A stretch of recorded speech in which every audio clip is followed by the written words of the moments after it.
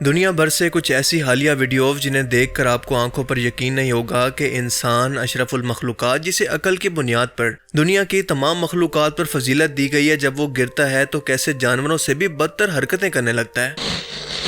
یہ پہلی ویڈیو ایک پاکستانی ایئرپورٹ کی ہے، جہاں پر اس شخص کو ایئر سیکیورٹی فورس نے شک کی بنیاد پر روک کر تلاشی لی تو پتہ یہ چلا کہ یہ بدبخت انسان قرآن کریم جیسی مقدس کتاب کو فورن کرنسی کی سمگلنگ کے لیے استعمال کر رہا تھا، اور اس نے یہ کرنسی قرآن کریم کے اندر جگہ جگہ پیجز کے اندر چھپا کر رکھی ہوئی تھی۔ ان لوگوں کے اندر اللہ کا خوف بالکل ختم ہو گیا ہے، کیونکہ اپنے چند پیسوں کے فائدے کے لیے یہ قرآن کریم جیسی مقدس کتاب کو سمگلنگ جیسے حرام کام کے لیے استعمال کرتے ہوئے دنیا اور آخرت کے انجام سے نہ ان کا دل کانپتا ہے اور نہ ان کے ہاتھ۔ آپ کے خیال میں اس طرح کی حرکت کرنے والے ایسے شخص کی کیا سزا ہونی چاہیے؟ اب یہ دوسری ویڈیو دیکھیں۔ جب ہم برصغیر پاک و ہند کے اندر شرک اور بدعات پر بات کرتے ہیں تو بار بار یہ کہتے ہیں کہ اگر ان لوگوں کو نہ سمجھایا گیا یا نہ روکا گیا تو یہ ہر روز حد سے بڑھتے جائیں گے اور اس طرح کی مشرکانہ رسموں کو پوری دنیا کے اندر ثواب کہہ کر یا پھر دین کا حصہ کہہ کر پھیلا دیں گے اور اسی گمراہی کو دین سمجھیں گے، جو کہ بہت ہی ثواب کا کام ہے۔ جس طرح سے درگاہوں اور مزاروں پر یہ مشرک منتوں کے لیے دھاگے، تالے اور چیزیں لٹکاتے ہیں، بالکل اسی طرح سے کوئی قبر پرست کعبہ کے اندر آ کر اس کے غلاف کے ساتھ اپنی کسی منت کے پورا ہونے کے لیے تالا باندھ گیا ہے۔ استغفر اللہ۔ Brother, what's that? What's that, brother? حالانکہ حرم کعبہ کے اندر اس طرح کی حرکتوں اور اس طرح کی بدعات کی سخت ترین سزائیں ہیں، لیکن ان لوگوں کو اپنے انجام کی ذرا پرواہ نہیں ہوتی، اور یہ بھی اس کام کو ثواب سمجھ کر یا پھر دین کا حصہ سمجھ کر کرتے ہیں۔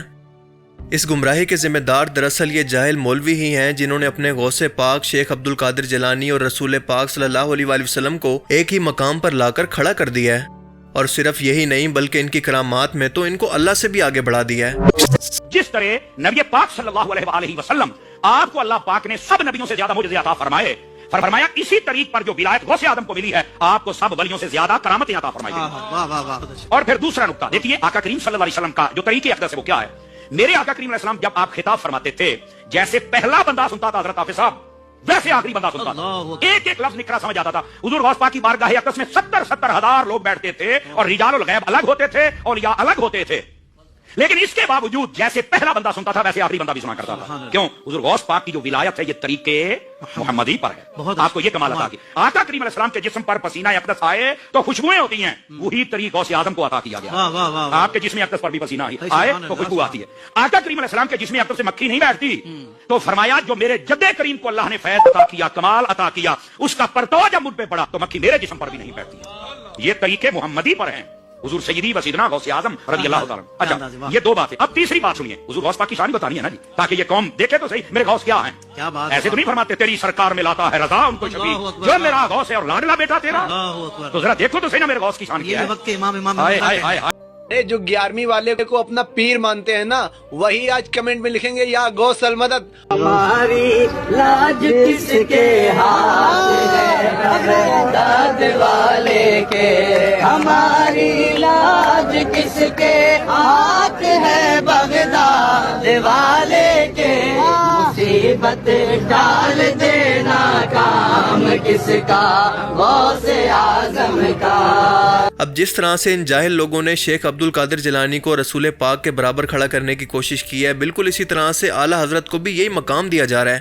ایک بار ان سے مانگ کر دیکھ دوست، پھر کہیں ہاتھ پھیلانے کی ضرورت نہیں پڑے گی۔ آج ان کی تعلیمات پر اعتراض کرنے کا مطلب ہے ان کی گستاخی، اور ان کی گستاخی بھی رسول اللہ صلی اللہ علیہ وآلہ وسلم کی گستاخی کی طرح شمار کی جا رہی ہے۔ اگر آپ کو میری باتوں پر یقین نہ آئے تو یہ ویڈیو دیکھ لیں، جس کے اندر انڈیا میں اس لڑکے کو جامعہ اشرفیہ سے اس لیے گستاخ کہہ کر نکالا جا رہا ہے کہ اس نے امام احمد رضا خان کی کچھ غلطیوں کو ہائی لائٹ کرتے ہوئے کہا کہ یہاں پر وہ غلط ہیں، اور ان غلطیوں کا جواب دینے کی بجائے اس کو گستاخ کہہ کر یہ مجمع اس کو باہر نکال رہا ہے۔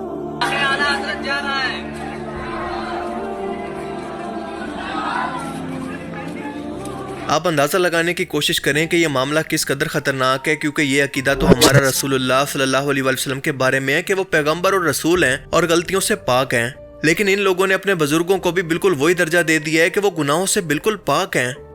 اسی چیز نے اسلام کے اندر فرقہ واریت کو جنم دیا ہے، اور یہ فرقہ واریت کی وجہ سے ایک مسلمان امت آپس کے اندر ڈیوائیڈ ہو کر آج بھی آپس میں لڑ مر رہی ہے، کبھی بھی متحد ہو کر ایک جسم بننے کی کوشش نہیں کرتی، جیسا کہ ان کو اللہ کے رسول نے بنایا تھا تاکہ یہ دشمن سے لڑ سکیں، بس آپس میں لڑتے رہتے ہیں۔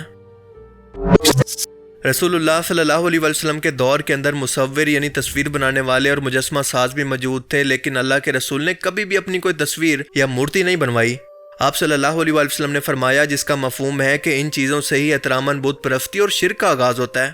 تم سے پہلے کی قومیں بھی اسی طرح سے کسی نیک بزرگ کے مرنے کے بعد احتراماً اس کی مورتیاں بناتی اور پھر آہستہ آہستہ ان مورتیوں اور تصویروں کی عبادت شروع ہو جاتی۔ اور آپ کو یہ جان کر حیرت بالکل نہیں ہونی چاہیے کہ آج بالکل اللہ کے رسول کے فرمان کے مطابق ان چیزوں کا آغاز اہل تشیع فرقہ کے گمراہ مسلمانوں نے اس طرح سے کر دیا ہے کہ پہلے تو محرم کے مہینے کے اندر طرح طرح کی گستاخانہ خاکے اور مورتیاں بنا کر ان لوگوں نے ان کا احترام کروایا، تو اب عبادت یہاں تک پہنچ چکی ہے کہ مولا علی علیہ السلام، امام حسین علیہ السلام اور ان کے خاندان کی تصویریں یا پھر مورتیاں مارکیٹ کے اندر بکنے لگی ہیں۔ استغفر اللہ، جیسا کہ آپ ویڈیو میں خود دیکھ سکتے ہیں۔ اب ان چیزوں کی وجہ سے آہستہ آہستہ لوگوں کو احساس تک نہیں ہوگا، لیکن لوگ ایک بار پھر سے بت پرستی کی طرف نکل جائیں گے۔ وہ گمراہ مسلمان جو کہ پہلے ہی گھوڑے کے آگے لیٹ کر اس کے سامنے منتیں مانگتے ہیں، اس کا جھوٹا کھا کر اس کو تبرک کہتے ہیں، ایسے گمراہ لوگوں کو اس طرح سے بت پرستی کے اندر داخل کرنے میں زیادہ دیر نہیں لگنی۔ جی بات بھی کرتے ہیں کہ السلام علیکم یا امام حسین علیہ السلام، بی بی سکینہ کا واسطہ میری پروردگار میرے مشکل احسان کرو، میری بچی کو تندرستی دے دیں، صحت دے دیں۔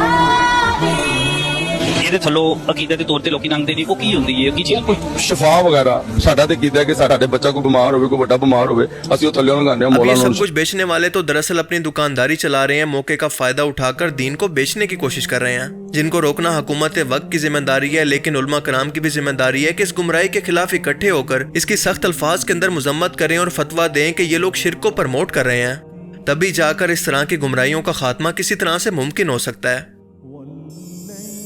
اب تک آپ نے آب زمزم کو متبرک پانی کے طور پر تو سنا ہوگا، لیکن آج میں آپ کو ان جاہلوں کی زبانی آب زمزم سے بھی زیادہ متبرک پانی کی زیارت کرواتا ہوں، ذرا یہ سنیں۔ ناظرین، ابھی آپ جس کنویں کو دیکھ رہے ہیں یہ کوئی معمولی کنواں نہیں ہے۔ اللہ تعالیٰ نے اس کنویں کے پانی میں بہت شفا رکھی ہے، کیونکہ اس پانی کو سرکار کو سے پاک رحمت اللہ تعالیٰ علیہ استعمال کیا کرتے تھے، اور آج بھی لوگ اس کنویں کے پانی کو بیماری سے شفا پانے کے لیے پیتے ہیں۔ اور یہ کنواں کہاں موجود ہے آئیے میں آپ کو بتاتا ہوں۔ ولی اللہ کا نام حضرت معروف کرخی رحمت اللہ تعالیٰ علیہ ہے۔ آپ کا آستان مبارک عراق کی سرزمین پر بغداد شریف میں موجود ہے۔ ایک تو جھوٹ پھیلانا اور پھر پورے کانفیڈنس کے ساتھ۔ آب زمزم کے بارے میں تو حدیث شریف کے اندر آتا ہے کہ زمزم کا پانی اسی مقصد کے لیے ہوتا ہے جس کے لیے اس کو پیا جائے۔ یہ حدیث مبارکہ ابن ماجہ 30,062 کے اندر موجود ہے، جس کے اندر یہ بتایا گیا کہ زمزم کا پانی نیت کے مطابق برکت اور فائدہ دیتا ہے، چاہے وہ بیماری سے شفا ہو یا پھر کسی اور مقصد کے لیے۔ لیکن سوال یہ ہے کہ ان لوگوں کو اس کنویں کے پانی کے متبرک ہونے کی کس نے گارنٹی دی ہے؟ اگر آپ طرح طرح کے انسانی پیروں کو دیکھ کر اور ان کی کرامات کو سن کر بور ہو چکے ہیں تو آئیں اب آپ کو ملواتے ہیں چونٹی والی سرکار سے۔ جی ہاں، چونٹی والی سرکار، جس کا دربار انڈیا کے اندر موجود ہے اور ایک پورا پہاڑ بنا ہوا ہے۔ یہ چونٹیوں کا باقاعدہ پہاڑ موجود ہے جس پر یہ چونٹیاں موجود ہیں اور ان سے باقاعدہ مدد مانگی جا رہی ہے۔ آپ اندازہ کریں کہ ان مشرکوں کا یہ حال ہو چکا ہے کہ ان کو یقین ہے کہ یہ چونٹی ان کی مشکلیں حل کر سکتی ہے، لیکن اس کائنات کو بنانے والا اور انسانی جسم کے خالق پر ان کو بالکل بھی بھروسہ نہیں۔ سوچیں کہ یہ گمراہی مستقبل کے اندر کہاں تک جا سکتی ہے۔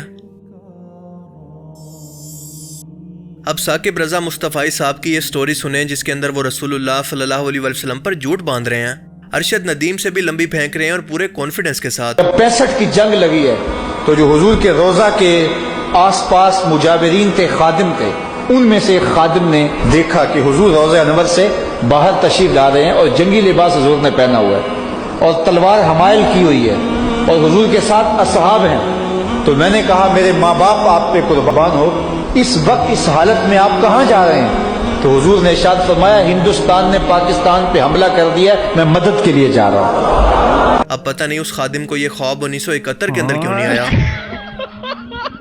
رسول اللہ صلی اللہ علیہ وسلم کی حدیث ہے جس کے اندر آپ نے فرمایا کہ جس نے مجھ پر جھوٹ منسوب کیا جو میں نے نہیں کہا تو وہ اپنا ٹھکانہ جہنم کے اندر دیکھ لے۔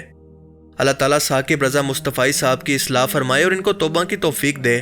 ہم تو ابھی بھی ان کے بارے میں حسن ظن رکھتے ہیں کہ ہو سکتا ہے کہ جذبات کے اندر آ کر کسی شخص سے یہ کہانی سن کر وہ محبت کی وجہ سے اس کہانی پر یقین کر بیٹھے ہوں۔ لیکن اب ان کہانیوں کا دور ختم. غم کا نشہ کچھ ایسا ہے کہ آپ اندازہ لگائیں کہ انڈیا کے اندر اتر پردیش ریاست کے متھورا ڈسٹرکٹ کے اندر ایک مندر ہے جس کا نام ہے بینکی بہاری ٹیمپل. یہاں پر لوگ نکلنے والے اے سی کے پانی کو سر اور جسم پر ملنے کے ساتھ ساتھ پی بھی رہے تھے کہ یہ ان کے بھگوان ٹھاکر جی کے پاؤں سے موجاتی طور پر باہر آ رہا ہے، لیکن بعد میں پتہ چلا کہ یہ تو دراصل اے سی کا پانی ہے جو کہ اس پائپ سے نکل رہا تھا. لیکن بار بار لوگوں کو سمجھانے کے باوجود بھی لوگ اس کو پینے سے باز نہیں آ رہے تھے. لوگوں کو لگتا ہے کہ وہ ہمارے ٹھاکر جی کے چرنوں سے آ رہا ہے. میں بتانا چاہتا ہوں کہ وہ اے سی کا پانی ہے. یہ اے سی کا پانی ہے، یہ چرنوں کا پانی نہیں ہے ٹھاکر جی کے. یہاں کے مندر کے پجاریوں نے اس چیز کو بولا، جبکہ یہاں کے مندر کے پجاریوں کے دوارا اس چیز کا کھنڈن کیا گیا تھا کہ یہ جو جل ہے وہ اے سی کا آ رہا ہے، نہ کہ یہ جو ہے ہمارے ٹھاکر جی کے چرنوں سے آ رہا ہے. تو بہت سارے لوگ اس کو جو ہے چڑھنا امرت سمجھ کے پیتے ہیں، جبکہ یہ اے سی کا جل ہے. تو کرپیا اسے نہ پیے، کیونکہ ہو سکتا ہے کہ آپ کی طبیعت خراب ہو جائے یا انفیکشن ہو جائے باڈی میں. انڈیا میں مندر بنانے سے زیادہ سیریس ایجوکیشن کی بہت زیادہ ضرورت ہے. گمراہی اس قدر ہو چکی ہے کہ یہاں پر اگر لوگوں کے لیے بورڈ بھی لگا دیا جائے کہ یہ اے سی کا پانی ہے، اس کو مت پیو، تو لوگ پھر بھی اس کو پینے سے باز نہیں آئیں گے. آج کی ویڈیو میں صرف اتنا ہی. ملتے ہیں کسی نیکسٹ ویڈیو کے اندر اسی طرح کی مزید کسی انٹرسٹنگ لیکن ساتھ ساتھ ڈسٹربنگ قسم کی ویڈیوز کے ساتھ. اپنا بہت سارا خیال رکھیے گا. Thanks for watching this video.